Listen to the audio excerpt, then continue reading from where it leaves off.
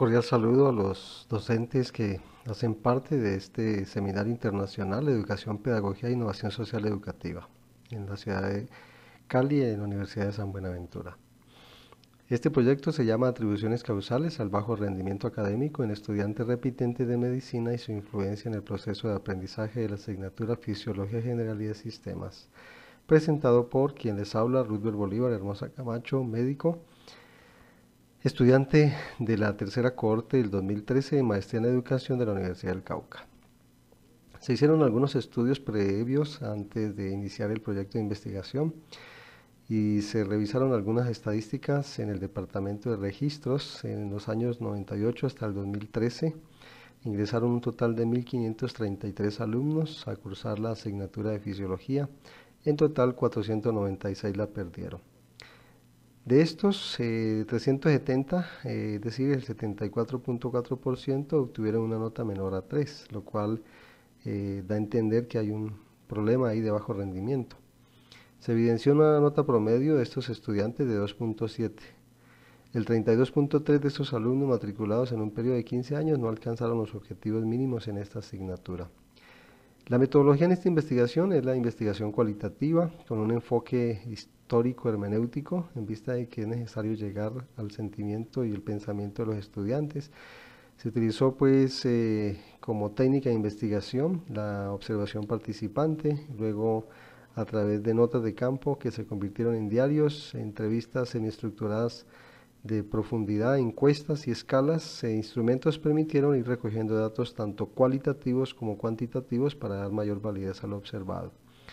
El trabajo se desarrolló pues con estudiantes repitentes del tercer semestre del programa de Medicina en el Departamento de Ciencias Fisiológicas en la Facultad de Ciencias de la Salud de la Universidad del Cauca durante los periodos académicos primero y segundo del año 2014. En cuanto a los instrumentos utilizados, empezamos pues con las encuestas. Vamos a dar una breve resultado de lo que obtuvimos, la escala que permitía medir la motivación de logro, el test de dominancia cerebral para tratar de ver el perfil de aprendizaje del estudiante, unas entrevistas que se hicieron a profundidad con cada uno de ellos y obviamente la observación en las clases, en las salas de clase.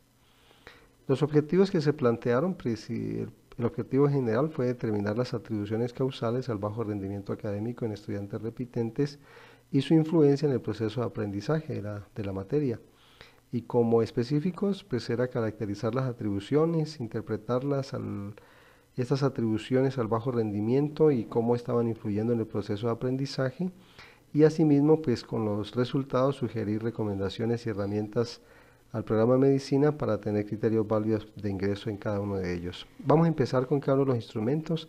A medida que vamos analizando sus resultados, vamos mirando también, haciendo el análisis de ellos mismos.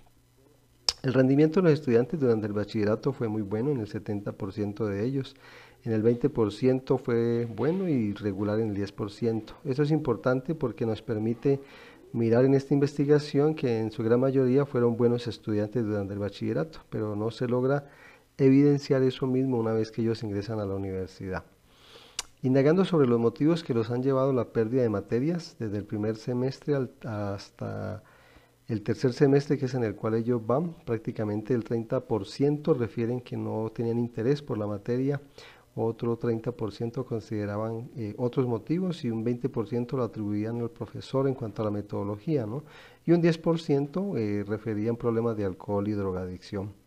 Ahora, desde el comienzo de esta investigación pudimos observar que los estudiantes comienzan a atribuir el mal resultado a factores externos, en este caso la metodología del profesor, la influencia de los amigos y también a los factores internos, es decir, la falta de interés, el esfuerzo, la motivación. Ahora, en cuanto a la percepción que los estudiantes tienen sobre el rendimiento, el 70% consideran que ellos tienen un rendimiento regular, 20% que es malo y el 10% que es muy malo. Eso quiere decir que los estudiantes son conscientes de su bajo rendimiento en comparación con el resto de estudiantes. Ellos tienen una tendencia a considerarse inferiores y esto alude a pensar obviamente en problemas pues, de autoestima como tal. En cuanto al perfil, se evidenció que el 60% se identifica parcialmente y el 40% se identifica totalmente. Esto llama la atención, ¿no? En vista de que En realidad debería existir un 100% de identificación con el perfil, pero en estos estudiantes repitentes vemos que no se logra prácticamente llegar a una identificación propiamente con la carrera. En cuanto a la escala atribucional de motivación de logro, es una escala que ha sido validada por autores españoles y que tiene una confiabilidad. Por eso fue motivo de utilizarla. Y de acuerdo entonces con los resultados totales obtenidos, miramos que el factor 1 de motivación de interés y el factor 2, motivación de tarea y capacidad, es la causa principal a la que los sujetos como grupo que participaron en el estudio atribuyen el bajo rendimiento, ¿no?, de manera global. Posteriormente le sigue a eso el factor motivación de esfuerzo, el factor motivación de exámenes. Aquí en esta gráfica se puede apreciar más claramente la motivación de la tarea capacidad y motivación de interés, pues como a los cuales ellos como grupo atribuyen el bajo rendimiento. Ahora, este proyecto estuvo enfocado en la teoría del Dr. Weiner, un psicólogo estadounidense que establece que las atribuciones, ¿no?, realizadas por el estudiante para explicar el resultado de su rendimiento se deben a las siguientes causas: capacidad o falta de ella, el esfuerzo o falta de este mismo, la suerte o su falta y el grado de dificultad de la tarea. Y también pueden estar ahí presentes el estado de ánimo y otros diferentes. En cuanto al resultado del proyecto, vemos entonces que la capacidad y el esfuerzo fueron los que prácticamente predominaron en cuanto a estas atribuciones de acuerdo a la teoría del Dr. Weiner, es decir, que se comprueba que sí, tanto el esfuerzo como la capacidad son tenidos como predominantes en este estudio. Esta teoría del Dr. Weiner entonces habla de dimensiones de la atribución basándose en el locus de control, la estabilidad y la controlabilidad. Y también en cuanto a las atribuciones como tal, identifica 4, que es la capacidad, la dificultad de tarea, el esfuerzo y la suerte. Cada una de ellas, dependiendo del sitio donde se encuentre, puede ser interna o externa, puede ser estable o inestable, controlable o incontrolable, de acuerdo como vemos ahí en la gráfica. Entonces, el locus de control se refiere al lugar donde se encuentra la causa, la cual puede estar dentro del propio individuo, que es lo que se llama locus interno, o fuera de él, que es el locus externo. En los estudiantes se evidencia que la capacidad y el esfuerzo son los más sobresalientes, ¿no? Por lo tanto predomina un locus de control interno. En cuanto a la estabilidad, hace referencia al grado en que las causas se consideran más o menos constantes en el tiempo. La capacidad y la dificultad de la tarea suelen ser vistos como factores estables y el esfuerzo y la suerte como inestables. Y en cuanto al estudio, el esfuerzo fue el que más sobresalió en los resultados, que es de un predominio inestable, y la capacidad le siguió en predominio en los resultados observados, que es un predominio estable. En cuanto a la controlabilidad, que es el grado en que se percibe que las causas están bajo control voluntario o se escapan a él. Para el estudio presente, el esfuerzo, que es inestable, y la capacidad estable fueron las más representativas. Ahora bien, dependiendo de cuál sea la atribución causal que el estudiante elija y qué características posea a nivel de las dimensiones causales, pues se van a producir entonces consecuencias psicológicas, las que a su vez van a activar o desactivar conductas del logro académico. El Dr. Weiner explicaba entonces que dependiendo del resultado que se obtenga en el rendimiento, que puede ser inesperado o puede ser negativo, esto genera una respuesta efectiva que puede llevar al estudiante a experimentar tristeza, frustración, baja autoestima. Por lo tanto, el estudiante trata entonces de atribuir ese bajo rendimiento, ¿cierto?, a una dimensión causal. Estas dimensiones causales pueden generar consecuencias psicológicas en el estudiante, llevándolo entonces a una baja autoestima, a sentirse culpable, a sentir ira, enojo, vergüenza, depresión, minusvalía, etc. Y esto puede generar consecuencias. Esas consecuencias son de conducta, como la evasión, la deserción, cierto abandono o inclusive el cambio de profesión. Por eso es tan importante entonces que aprendamos a identificar estas atribuciones causales del logro. El doctor Herman, que estudió también la dominancia cerebral, él hablaba de la importancia de entender que no todas las personas aprenden de igual forma, ¿no? O llegan a tener un control, digamos, directamente sobre su cerebro. Entonces miramos aquí cómo esta teoría lo que nos enseña es que existen una serie de cuadrantes cerebrales que, dependiendo de cuáles son mis habilidades, enmarcarían cada uno de esos cuadrantes. como racional el A, como organizacional el B, como relacional el C y como experimental el D. Entonces hay hemisferios cerebrales superiores y hemisferios inferiores o límbicos. Y hay hemisferios izquierdos que son verbales y hemisferios derechos que son no verbales. Entonces, en el instrumento que se aplicó para mirar esa dominancia cerebral en los estudiantes, miramos entonces que se encontraron los perfiles 2-1-1-2, que es un tipo de dominancia doble, el perfil 2-2-2-2, que es dominancia doble también, el perfil 1-1-1, que es de dominancia cuádruple, el perfil 2-2-1-1, que es dominancia doble, y el perfil 2-2-3-3, que es dominancia doble también.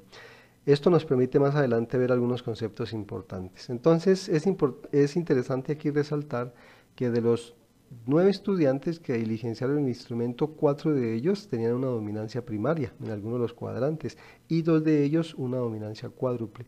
Las demás evidencian dominancia secundaria, ¿no? Y una sola persona presentó dominancia terciaria. Y a nivel del el sistema límbico era una dominancia secundaria, ¿no? Este estudiante lleva repitiendo en 3 ocasiones la asignatura de Fisiología General de Sistemas y tiene rasgos también de depresión. Ahora, la mayoría de estos estudiantes entonces se encontró que tienen un promedio en el cuadrante B, que es el límbico izquierdo, en el 39% de los casos, y un 28% tienen predominio por el cuadrante C, en el límbico derecho. ¿Esto qué tiene que ver? Mucho, porque tiene que ver con el perfil profesional ocupacional, porque estos estudiantes de bajo rendimiento no tienen claridad en cuanto a si están o no identificados con el perfil ocupacional que exige una carrera como la de medicina. Y es significativa la importancia que tiene el tipo de dominancia que posee una persona, ya que lo habilita para el tipo de ocupación, ¿no? Para el caso particular, en la teoría pues del modelo del cerebro total, han encontrado que hay una relación claramente definida entre el tipo de dominancia y la preferencia ocupacional. El doctor Herman entonces ha reportado, ¿cierto?, en sus estudios de investigación que las personas que tienen dominancia primaria en el cuadrante A tienen a seleccionar ocupaciones tales como médico, que es el que nos interesa a nosotros por el estudio. Y en un estudio que hizo Gómez se encontró que una persona que es predominantemente cortical, es decir, que utiliza el lado izquierdo y derecho, se considera cognitivo, ¿no?, que es el perfil para las personas que estudian medicina. Y los límbicos, puede ser izquierdo y derecho, que son los que dieron aquí en el estudio, se consideran personas viscerales, en los que predomina básicamente el hemisferio izquierdo, ¿cierto? Y también el hemisferio derecho. Bueno, que son o se consideran personas también idealistas. ¿Qué pudimos concluir de este estudio? Entonces, que los estudiantes repitentes del tercer semestre de medicina recurren especialmente a las atribuciones causales internas, en este caso la capacidad del esfuerzo, en detrimento de atribuciones externas, ¿no?, como las materias, el profesor, las tareas, la suerte, para explicar su fracaso académico. Respecto a la dimensión del locus, los estudiantes repitentes reportaron que la capacidad, es decir, la habilidad y el esfuerzo son atributos que forman parte del individuo, por lo tanto están en el locus interno. Y en relación a la dimensión de control, la mayoría de participantes percibió el esfuerzo y la dificultad de la tarea como controlables, ¿correcto? Ahora, las variables atribucionales con un locus de control interno, es decir, capacidad y esfuerzo, en parte son inestables, en parte son controlables. Esas son las que poseen una relevancia especial para los sujetos a la hora de ellos tratar de explicar sus conductas en relación al bajo rendimiento. Entonces podemos afirmar que estas atribuciones son adaptativas, es decir, que los estudiantes las utilizan para dar una explicación lógica de su rendimiento académico bajo. Contrario a lo que se ha reportado por investigaciones, se comprobó con este estudio que las atribuciones causales internas como el esfuerzo y la capacidad son las que explicaron dicho bajo rendimiento, afectando negativamente a la motivación de aprendizaje y rendimiento. Se demostró que no hay una correlación estadísticamente significativa entre las atribuciones de esfuerzo, dificultad de la tarea y suerte en relación al rendimiento académico, pero sí hay y evidenciamos una correlación estadísticamente significativa en cuanto a la capacidad. ¿Qué quiere decir eso? Que a mayor capacidad uno veía ahí menor rendimiento académico y a mayor capacidad de los estudiantes encontraba uno mayor rendimiento académico. La mayoría de los estudiantes que participaron de la investigación tienen un promedio en el cuadrante B, límbico izquierdo. Este cuadrante pues no desarrolla la criticidad, sino que enfatiza en la tradición y la planificación normativa. Otro porcentaje tiene predominio en el cuadrante C, que es el límbico derecho. Estos son más comunicativos y expresivos, ¿no? Como ya lo decíamos, tienen otros perfiles ocupacionales.